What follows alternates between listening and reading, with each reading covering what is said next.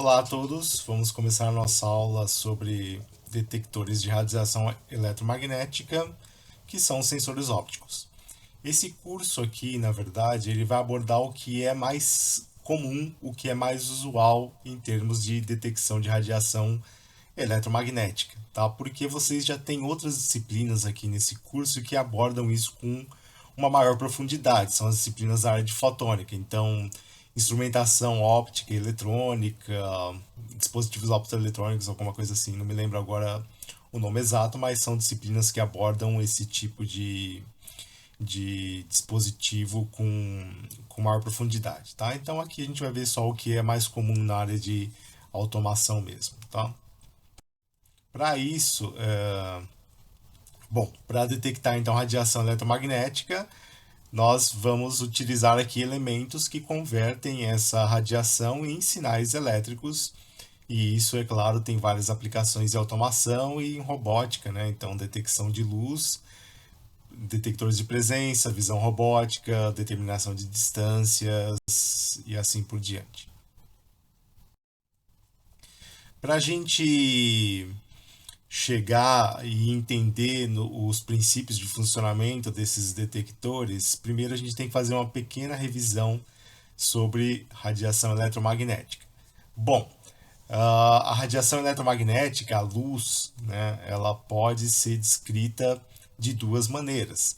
De acordo com a física clássica, a luz, a radiação é uma onda eletromagnética que se propaga no espaço em formas de onda relacionada com eletricidade e magnetismo e com uma velocidade independente da frequência e do comprimento de onda que compõe essa radiação eletromagnética.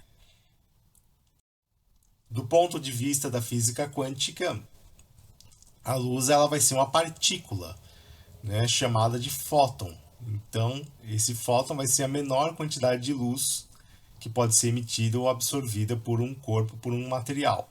E o Max Planck, ele definiu que essa energia da partícula luminosa fóton, ela vai ser quantizada, ou seja, ela vai ser múltipla de um valor constante que é definido pela constante de Planck.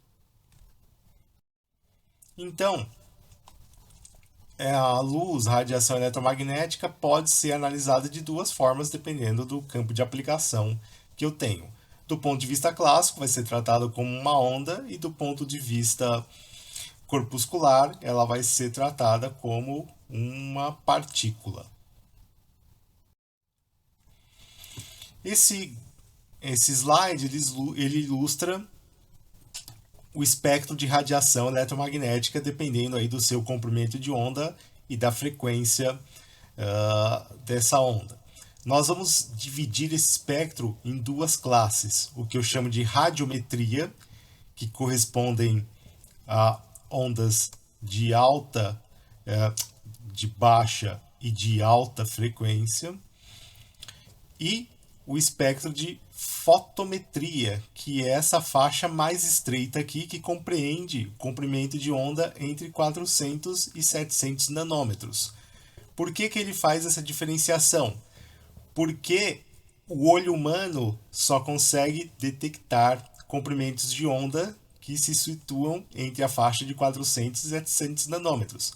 Ou seja, a radiometria vai estar interessada em detectar comprimentos de onda que não são visíveis ao olho humano, e a fotometria vai estar interessada em detectar comprimentos de onda que são visíveis ao olho humano.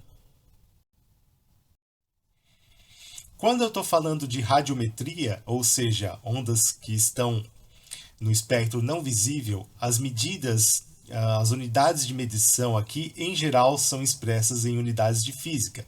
Watt, watt por metro quadrado e assim por diante. Dentro das unidades importantes que a gente tem para a detecção da radiação eletromagnética, vamos destacar o fluxo radiante, que é a taxa de energia eletromagnética que atravessa uma superfície em uma dada unidade de tempo, cuja unidade é o watt, e a densidade de fluxo radiante, que vai ser o fluxo radiante por unidade de área, expresso em watt por metro quadrado. Se eu estou falando de fotometria, agora me interessam comprimentos de onda da luz visível, que vai de 400 a 700 nanômetros. E, nessa situação, as unidades de medida são baseadas em iluminação, né? Tudo aquilo que é captado pelo olho humano. Então, você tem as mesmas grandezas, fluxo luminoso e a densidade de fluxo luminoso, agora definidas em termos dessas unidades de iluminação. Agora, o fluxo luminoso vai ser determinado pelo que a gente chama de lumen, e a densidade de fluxo luminoso vai ser determinada em lumen por metro quadrado, que equivale a 1 lux. Bom, essas unidades, se vocês fizeram a disciplina aí de instalações elétricas, vocês devem ter familiaridade com elas. Por quê? Porque quando a gente está falando de instalações elétricas, projeto de iluminação de uma sala, a gente está falando de projeto de iluminação em comprimentos de onda visível ao olho humano, né? Não teria sentido iluminar uma sala com comprimentos de onda que o seu olho não detecta, e nesse ramo de aplicação vocês trabalham com essas unidades.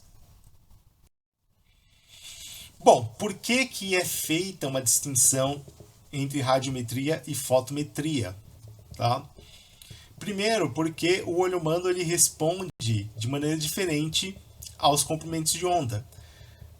Duas fontes monocromáticas podem apresentar o mesmo fluxo radiante, mas diferente fluxo luminoso. Ou seja, a percepção que o olho humano tem pode ser diferente, apesar de você ter, por exemplo, a mesma radiância. Observa essa figura aqui. Então, nós temos um comprimento de onda verde, um comprimento de onda azul e o outro que é um azul mais claro. Tudo aqui está irradiando com a mesma unidade. Porém, o olho humano ele tem uma percepção diferente. Dá uma impressão, se você olhar essa figura, e é claro, isso pode variar um pouco de pessoa para pessoa, mas, no geral, há uma impressão aqui que, apesar de ter a mesma radiância, esse círculo central aqui, ele parece ser um pouco mais intenso comparado com os demais. Esse aqui, por exemplo, o azul claro, parece o mais apagado, né? Que parece que não irradia tanto, mas eles estão radiando a mesma quantidade aqui, e por isso que você tem que fazer a distinção dessas duas áreas, né? Além de uma ser visível e outra não para o olho humano. A grande pergunta é, tudo bem, então se eu estou falando em radiometria, eu vou medir em watts, se eu estou falando em fotometria, eu vou medir em lumens, e há a impressão que um watt, então, é igual a um lumen. Isso é verdade? Isso é verdade, porém para um único comprimento de onda, tá? Então, quando você tem o comprimento de onda de 555 nanômetros, 1 watt equivale a 683 lumen. Somente neste comprimento de onda eu posso utilizar esta conversão. E se eu tenho outros comprimentos de onda? Vou poder então se me basear nesta unidade de conversão? Não, tá? Porque não há não é uma função linear que a gente tem aqui. Se eu quero fazer essa conversão para outros comprimentos de onda diferentes de 555 nanômetros, eu vou precisar, na verdade, integrar a curva de sensibilidade espectral, e aí eu chego lá nos valores correspondentes de watt para lumen em outros comprimentos de onda. Bom, feito esse pequeno resumo, vamos abordar aqui 3 tipos de detectores de radiação eletromagnética. Os fotocondutivos, onde a radiação eletromagnética vai provocar alteração da resistência elétrica, o que vai ser traduzido por uma variação de tensão e corrente. Os fotovoltaicos, onde a radiação eletromagnética, ao incidir em uma junção PN, vai gerar uma tensão de saída proporcional à intensidade dessa radiação. E os fotoemissivos, onde essa radiação eletromagnética incidente em um cátodo provoca a emissão de elétrons para um anodo. Esse terceiro aqui ele está mais como curiosidade, tá? Porque ele tem uma aplicação muito específica e a gente vai ver aí no final dessa aula, tá? Os mais importantes realmente são esses dois aqui, são os mais comuns. Vamos ver eles em detalhes, como é que funcionam, como é que são conectados aí num circuito. Bom, o mais comum, né, o mais fácil de se utilizar é um resistor que consegue converter a radiação eletromagnética em variação de resistência elétrica. São conhecidos como LDRs, Light Dependent Resistor. Então, são resistores feitos de material semicondutor e eles vão apresentar uma redução da sua resistência elétrica quando eu incido radiação eletromagnética sobre esses elementos. Evidentemente, a sensibilidade desse sensor depende do material que eu estou utilizando ali. Em geral, vai ser feito de um material chamado sulfeto de cádmio, que tem resposta espectral, ou seja, sensibilidade entre 300 nanômetros e 1 micrômetro. Ou seja, ele vai conseguir detectar desde comprimentos de onda de radiometria, como de fotometria. Então dá para utilizar em aplicações visíveis e não visíveis. Tá? Vai funcionar por fotocondutividade, efeito fotoelétrico. Vocês lembram como é que funciona o efeito fotoelétrico? Vamos relembrar. Bom, para isso a gente tem que entrar um pouco ali em física de semicondutor. Tá? Para um material conduzir eletricidade, ele precisa ter cargas disponíveis para fazer essa condução. E todo material elétrico ele pode ser separado em bandas de energia. Ele tem várias bandas de energia, porém duas são principais quando a gente está falando em termos de condução elétrica. Eu tenho a banda de valência, que é a banda onde você tem essas cargas no material em uma grande quantidade, mas elas não são capazes de conduzir eletricidade, e a banda de condução, que em geral está sem cargas numa temperatura de 0 Kelvin. Na temperatura ambiente, você tem algumas cargas na banda de condução, dependendo do material, ele pode ou não conduzir eletricidade, e aí vamos ver como é que isso acontece. Bom, para conduzir eletricidade, as cargas têm que estar aqui na banda de condução. Num material isolante, a separação entre a banda de condução e a banda de valência, ela possui uma alta energia, ou seja, os elétrons que estão aqui na banda de valência precisam adquirir uma energia muito grande para chegar na banda de condução, e isso é praticamente impossível, por isso esse material se comporta como um isolante elétrico. Num material condutor, os metais, por exemplo, essas bandas, a de valência e de condução, estão sobrepostas. Então, praticamente, as cargas disponíveis aqui na valência estão disponíveis na condução para conduzir eletricidade. Num semicondutor, há uma separação entre essas bandas, porém a energia não é tão elevada.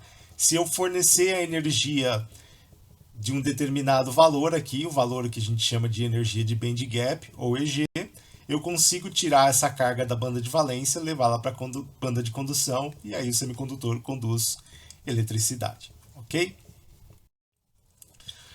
Existem algumas maneiras de eu fornecer energia para esses elétrons da banda de valência para eles chegarem na banda de condução. Eu posso aquecer um material, eu posso aplicar um campo elétrico intenso, ou eu posso fornecer energia proveniente de uma partícula luminosa, chamada de fóton. Então, quando o fóton incide aqui nesse material, ele vai fornecer energia para esse elétron, e tem que ser a energia de um valor exato, né? Que separa essas bandas, e aí esse elétron absorve essa energia, chega na banda de condução e consegue conduzir eletricidade. Existe ainda a emissão do fóton, quando o elétron quer sair da banda de condução e voltar para a banda de valência. Ele precisa perder essa energia, e ele também pode perder de diversas maneiras. Uma das maneiras é emitindo uma partícula luminosa, emitindo um fóton cujo comprimento de onda está relacionado com essa energia que separa as duas bandas. Ok? Então, esse aqui é como o funcionamento do LED. Ok? O meu sensor, na verdade, vai estar interessado aqui no efeito de absorção, ou seja, a conversão da partícula luminosa em geração de carga. Então, tá aqui. Então, sem iluminação, imagina que eu não tenho energia para o elétron chegar na banda de condução, então o material vai se comportar como isolante. Quando eu ilumino ele, eu forneço essa energia para os elétrons chegarem na banda de condução e aí o material se comporta aí como um condutor. Então, no LDR, né, que é o nosso fotorresistor, vamos falar dessa forma, a relação que eu tenho entre a resistência elétrica e o fluxo luminoso que está incidindo vai ser dada por essa expressão. Então, é como se eu tivesse uma resistência desse elemento sem iluminação em paralelo com uma resistência desse mesmo elemento agora submetido ao fluxo luminoso. Tá? A questão é que o valor dessas resistências é muito diferente. Quando você está no escuro, como eu mencionei anteriormente, ele praticamente se comporta como um isolante. Então você vai ter resistências aqui da ordem de centenas de mega-ohms, por exemplo. Tá? E na presença de um fluxo luminoso, dependendo da intensidade desse fluxo, ele se comporta quase como um condutor. Então essa resistência vai cair para algumas unidades ou dezenas de kilo-ohms. Como elas são muito diferentes, tá? E eu observo aqui, ó, na parte de baixo eu tenho uma soma, então uma resistência praticamente infinita somada com uma resistência muito baixa vai tender a R0, que eu posso cancelar com esse termo de cima, e então praticamente a resistência do LDR num fluxo luminoso vai tender a essa expressão aqui de baixo. Então tá aqui, ó. Condições normais de uso, essa resistência no escuro é muito maior do que a resistência de iluminação, então praticamente a gente trabalha só com essa expressão quando eu estou colocando esse elemento em funcionamento, expondo ele à radiação eletromagnética. Tá? Essa relação entre a resistência e fluxo luminoso vai ser não linear por conta desse termo aqui. Tá? Claro, ele é uma resistência elétrica, então para eu aproveitar ele, eu preciso converter isso no sinal de tensão, então eu vou ter que polarizar ele utilizando alguns daqueles circuitos de condicionamento de sinal que a gente já conhece. Né? Então aqui de uma maneira simplificada, eu posso medir a corrente, né, que está dependente desse fluxo luminoso, né, e aí eu converto isso tudo em tensão elétrica. A sensibilidade, se eu derivar, então aquela expressão de corrente vai ser dada por esse termo aqui, e eu verifico que essa sensibilidade vai diminuindo à medida que eu tenho fluxos luminosos mais intensos, ok? Mas eu não posso, por exemplo, aumentar muito a tensão, porque ele é um resistor, vai ser susceptível ao efeito Joule e, por ser um resistor, a variação de temperatura, é claro, afeta o valor de resistência e aí eu teria, então, um sinal parasitário interferindo. Okay? Então, eu tenho que evitar o efeito Joule a qualquer custo nesse sistema.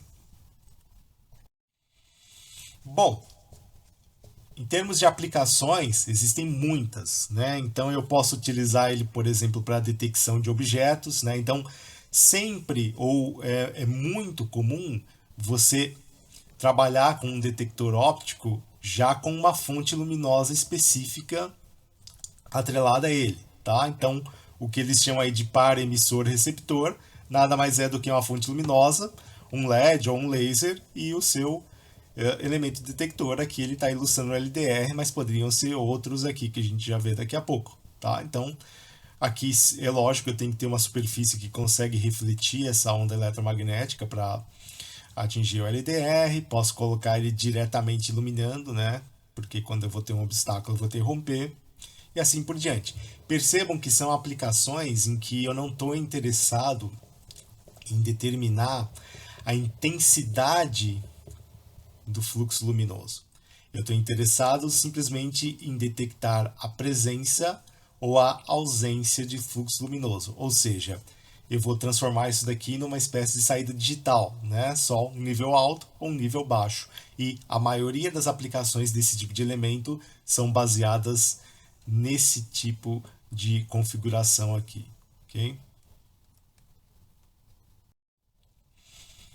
Olha aqui, ó. Outro exemplo aqui dele funcionando como uma espécie de chave, né? Então no escuro aqui o circuito tá desligado. Quando eu ilumino ele aqui, eu vou acionar o circuito. Então lá no experimento aí vocês vão simular alguma coisa desse tipo aqui também, tá? Com os dados que eu vou passar aí para fazer o relatório. Bom, eu posso utilizar também uma junção PN para converter radiação eletromagnética em um sinal elétrico. Vamos relembrar como é que funciona uma junção PN e entender como ela é usada então para esse tipo de sensoriamento. Bom, toda junção PN ela é formada pela junção de dois materiais.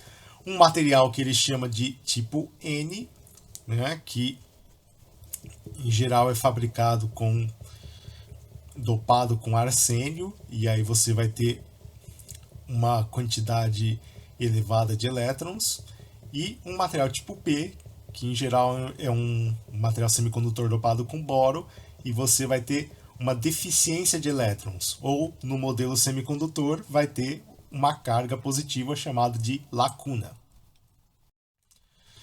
Para a gente entender o que acontece quando a luz incide nesse dispositivo, a gente tem que analisar ele em três situações. Antes de eu colocar esses materiais em contato, após eu colocar eles em contato e polarizando ele, ok? Então vamos lá. No material tipo P, eu tenho dois tipos de portadores, o elétron e a lacuna. A lacuna é o que a gente chama de portador majoritário, porque ele é o portador que está em maior quantidade nesse material.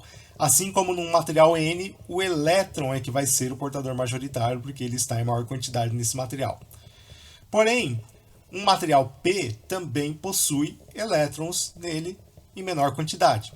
Esses elétrons, eles não conseguem ficar livres muito tempo nesse material, porque fatalmente eles encontram uma lacuna e, por serem cargas opostas, elas se atraem e esse elétron fica, então, o que a gente chama de armadilhado, né? Fica preso ali em alguma região. Esse símbolo representa isso daqui, então, o elétron que está armadilhado lá em uma dada região.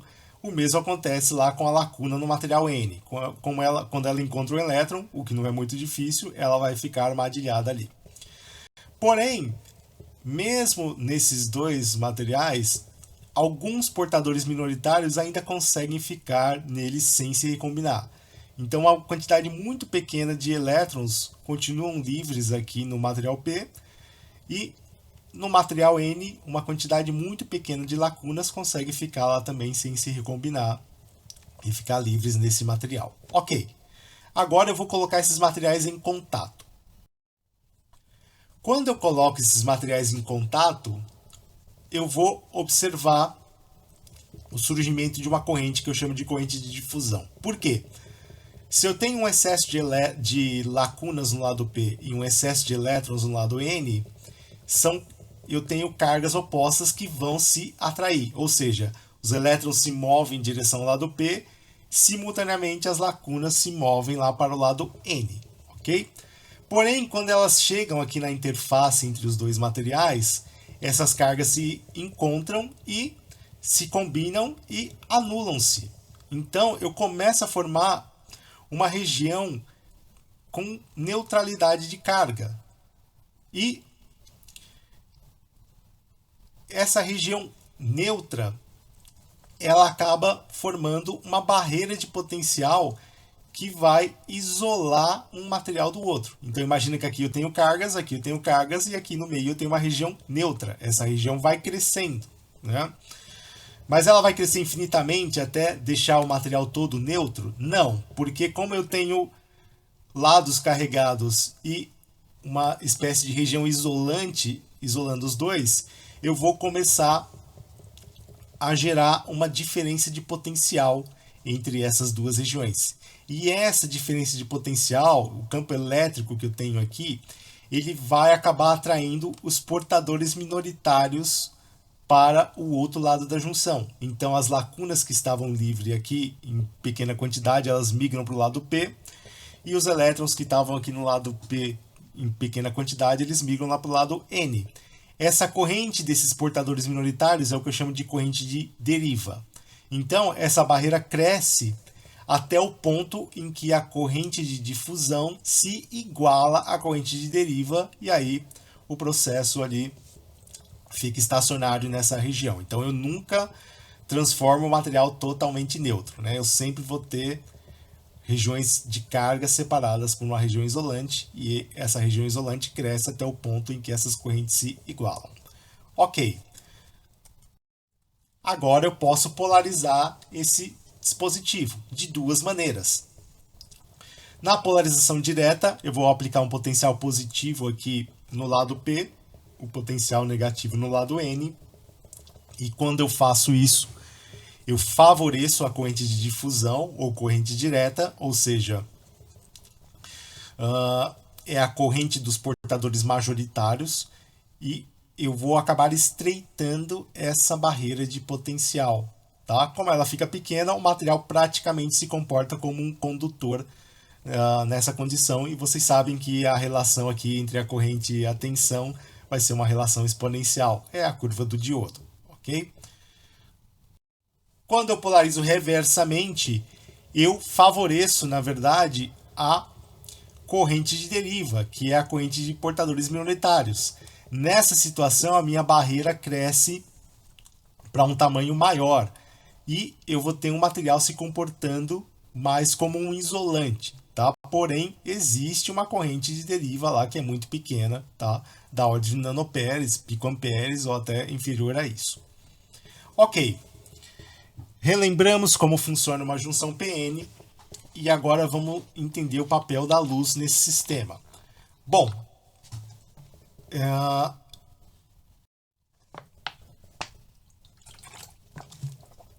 em polarização direta, então aqui só fazendo um resumo, a corrente de difusão é muito maior do que a corrente de deriva. Em polarização reversa, a corrente de deriva é muito maior do que a corrente de difusão, mas você tem que entender que a corrente de deriva, ela por natureza é muito pequena, acaba sendo desprezível, então eu tenho um material quase como um isolante aqui.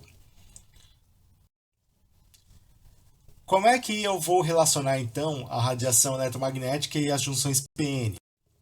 Eu relaciono através do que eu chamo de efeito fotovoltaico, que vai ser o surgimento de potencial elétrico quando eu incido uma radiação eletromagnética de comprimento de onda específico, ionizando a região de depleção, aquela região da barreira de potencial, ok? Como a luz faz isso? A luz é capaz, na verdade, de gerar o que a gente chama de para-elétron-lacuna, ou seja, ele consegue separar o elétron que estava combinado com uma lacuna na região lá de depleção, na região de barreira de potencial, e deixar essas cargas livres para fazerem condução elétrica novamente. Ok. Então, um modelo elétrico aproximado de um fotodiodo vai ser expresso aqui por esse circuitinho aqui. O que eu tenho aqui? Ó? Uma fonte de corrente, que vai ser a corrente gerada pela iluminação, ok? Em paralelo aqui com o diodo. Eu tenho uma resistência RP, que representa a resistência dinâmica da junção. Tá? Então, é uma junção isolante e ela é dinâmica, porque dependendo da iluminação, eu vou ter uma maior ou menor tamanho dela, então, consequentemente, uma maior ou menor resistência. RS representa uma resistência dos terminais que eu utilizo, né, para acessar o diodo, né, para conectar o diodo. E eu tenho também um capacitor nesse sistema, que traduz o comportamento da junção em regime dinâmico. Lógico, essa junção tem um tamanho variável, né? Depende do fluxo luminoso ou da polarização, então o capacitor está para representar justamente esse comportamento. Para eu utilizar um fotodiodo no modelo de fotocondução, obrigatoriamente eu preciso polarizar ele em polarização reversa, ok? Vamos entender o porquê disso daqui.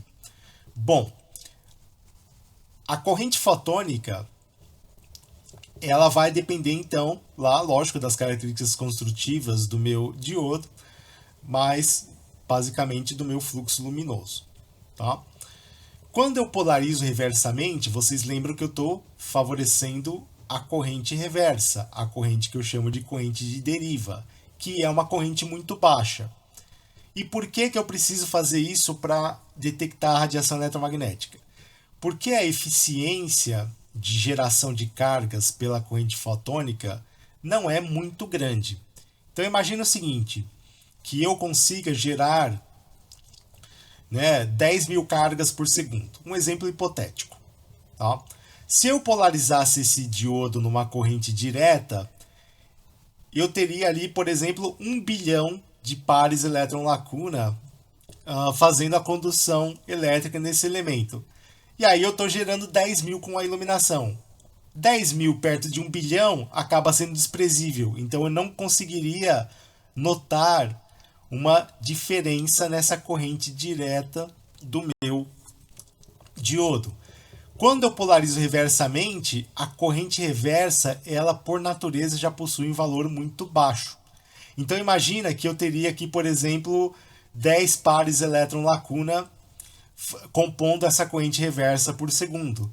Quando eu incido a radiação eletromagnética, eu coloco 10 mil pares elétron-lacuna no sistema. Então eu aumentei aqui em aproximadamente 1000 vezes, no meu exemplo hipotético, a minha corrente reversa, e então eu consigo notar isso com muito mais facilidade do que na polarização direta, ok? Então quando eu preciso conectar um fotodiodo num circuito de polarização, eu vou conectar ele em polarização reversa. Bom, existem dois modos de operação, na verdade, tá?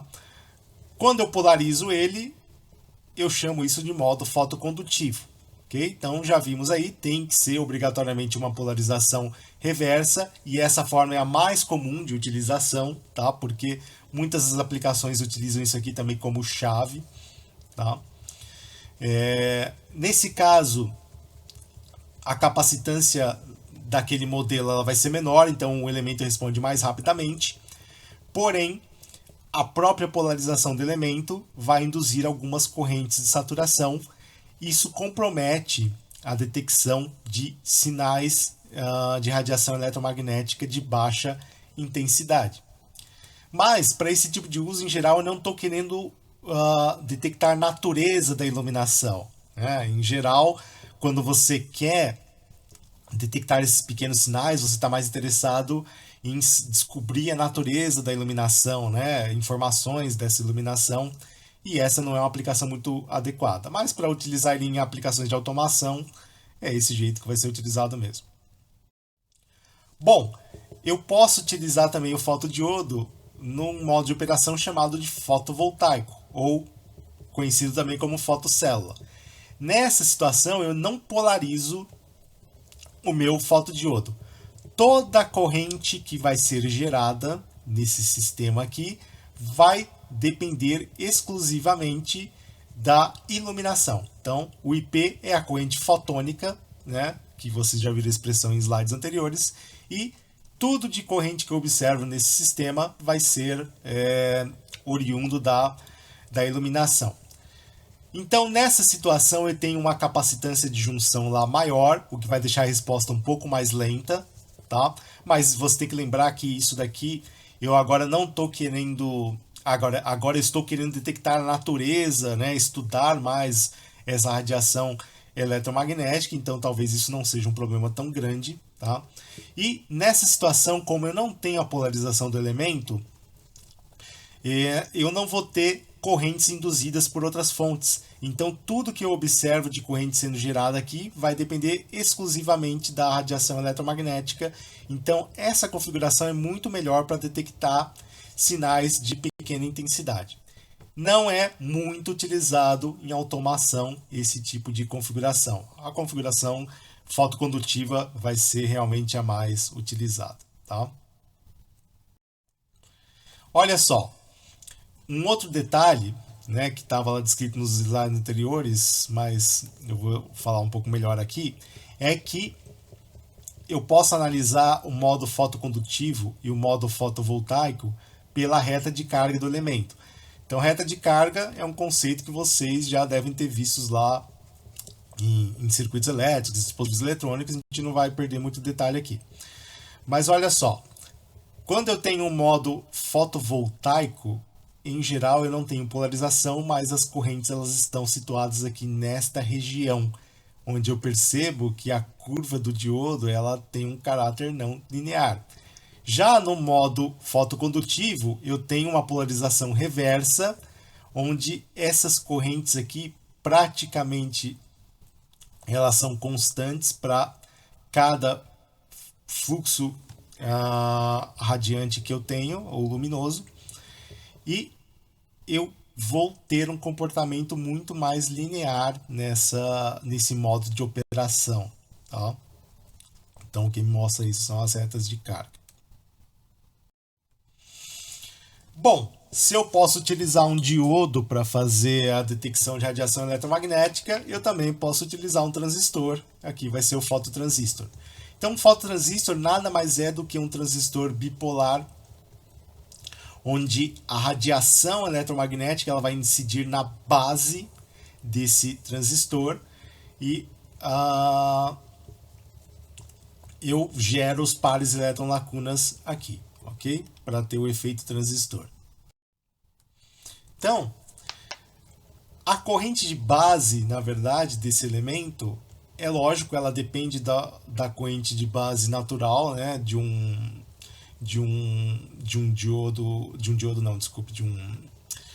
transistor bipolar convencional, mais a corrente fotônica. Então, a luz atua aqui nesse termo, que é o mesmo lá do fotodiodo, tá? E no caso de um fototransistor, eu vou sempre monitorar a corrente de coletor, porque ela tem, é lógico, um ganho em relação à corrente de base, e aqui vai estar atrelada, lógico, a corrente fotônica, a corrente gerada pela iluminação.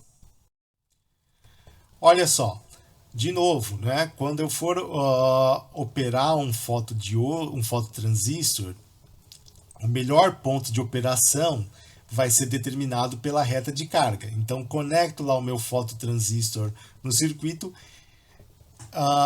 com uma dada resistência, né? E levanto a reta de carga para saber qual é o ponto melhor de operação em relação ao meu fluxo luminoso aí, que está, a minha densidade de fluxo luminoso que está atingindo esse componente aí por unidade de tempo. Para esse circuito aqui é fácil de determinar, né? Vai ser o ponto aqui onde eu teria a corrente máxima no circuito, né? A corrente máxima de coletor, ela vai ocorrer quando eu não tenho tensão caindo aqui nesse dispositivo. Então vai ser a tensão aqui dividido pela resistência do circuito, e vai ser o ponto onde a tensão máxima VCC toda ela cai aqui no meu fototransistor. Nesse ponto, então, eu não teria corrente no circuito, vai ser o próprio VCC. Traço uma reta entre esses dois pontos, onde ela cruza aqui com o seu fluxo luminoso, eu vou ter o melhor ponto de operação do fototransistor, ok? Enfim, mas esse é um conceito mais lá de dispositivos eletrônicos, circuitos elétricos, vocês têm que relembrar isso daqui. Bom, vocês encontram geralmente dois tipos de configuração de fototransistores, tá? Com 2 terminais ou com 3 terminais.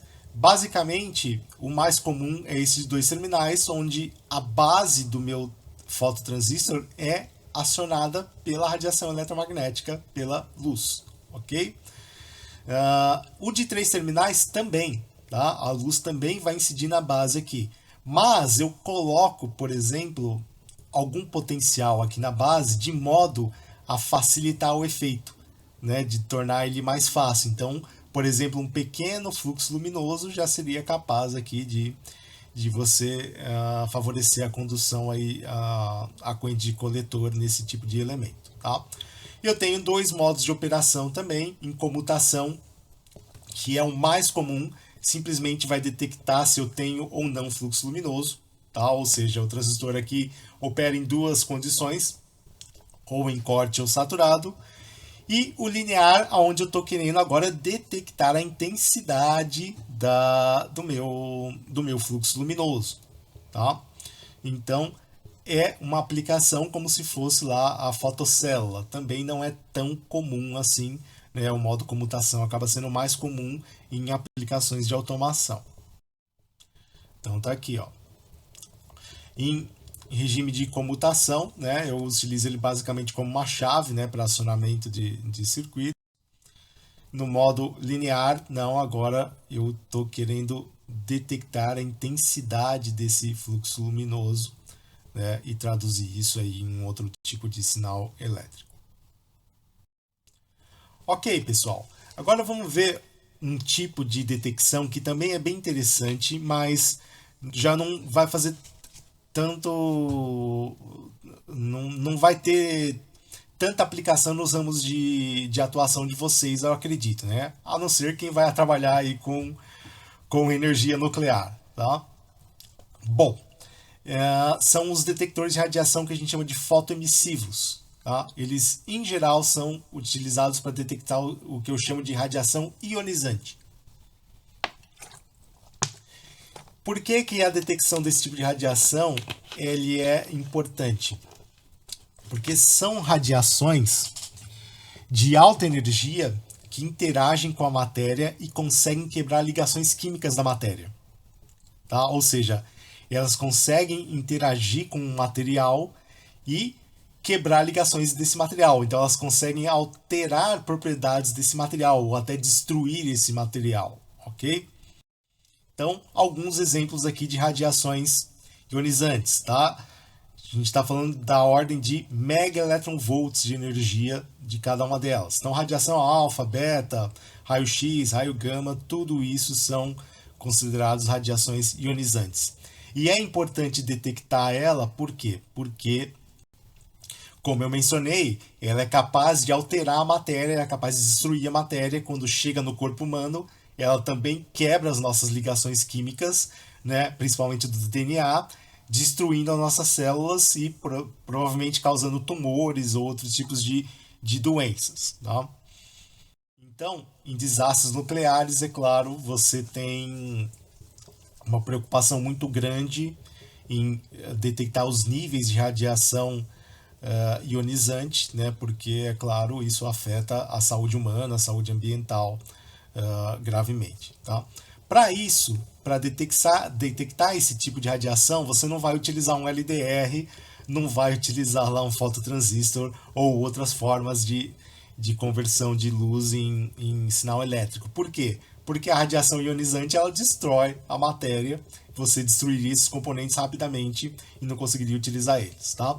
Para isso, ele vai utilizar um elemento um pouco mais robusto, tá? Que é o que ele chama de detector fotoemissivo, que é baseado num detector gasoso. Tá? Eu vou colocar essa imagem porque acho que fica um pouco mais fácil de entender aqui. Mas também vai ter uma animação aí, algum vídeo que eu vou disponibilizar na descrição aqui da aula. Tá? Bom, o que eu tenho nesse detector fotoemissivo? Eu tenho dois eletrodos, tá? Onde eu aplico um elevado potencial elétrico entre eles, tá? Da ordem de alguns kilovolts até. E esses eletrodos eles estão inseridos num tubo onde eu tenho um gás, tá? Um gás a princípio inerte, ok? O que vai acontecer? Quando a radiação ionizante ela chega nesse sistema, ela quebra as moléculas desse gás. Quando ela quebra as moléculas desse gás, esse gás ele fica carregado. ok? Ele fica o que a gente chama de ionizado. Então, esses íons agora, que são os átomos carregados do gás, eles vão ser atraídos pelo campo elétrico que eu tenho entre esses dois eletrodos aqui que estão nessa alta tensão. Quando ele é atraído, eu vou gerar uma corrente aqui ou até uma descarga elétrica, ok? Então, cada pulso que chega aqui é uma partícula de radiação ionizante que atingiu o sistema e gerou essa carga, e dessa forma eu detecto.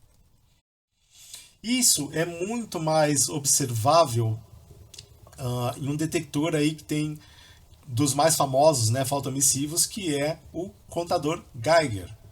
Ok? O contador Geiger, ele se baseia exatamente nesse princípio. Então, dentro desse tubo aqui eu tenho lá um gás selado, né, que está lá, e os meus eletrodos que estão aí em uma tensão elétrica da ordem de 1 kV, ok? E quando a radiação ionizante chega nesse sistema, ela vai emitir um pulso de corrente que você consegue detectar aqui. Alguns emitem um aviso sonoro, né? Uma espécie de... Todo mundo já deve ter visto em algum filme, em alguma coisa. Então, eu sou da geração lá que viu o acidente de Chernobyl, né? Vocês são da geração que viu o acidente de Fukushima, e se falava muito desse tipo de detector, né? Parece que lá no Japão o pessoal estava vendendo até em farmácia esse tipo de detector. Enfim, é claro, é uma aplicação muito específica, aqui a gente coloca como uma curiosidade para vocês entenderem, né, como é que funciona. Num grau menor, vocês lembram lá que a gente mencionou dos sensores químicos? Existia um sensor lá que chamado de fotoemissivo também, né? Alguma coisa fotoinduced, alguma coisa assim. Já não me lembro o nome agora, mas tem que rever a aula lá. O princípio seria um pouco parecido, né? Mas lá a gente não precisa ter energias muito elevadas para quebrar aquelas moléculas, tá? Aqui não, aqui o princípio é utilizar alta energia para quebrar essas moléculas e serem detectados, ok?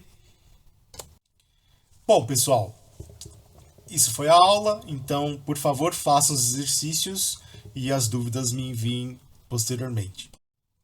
Até a próxima!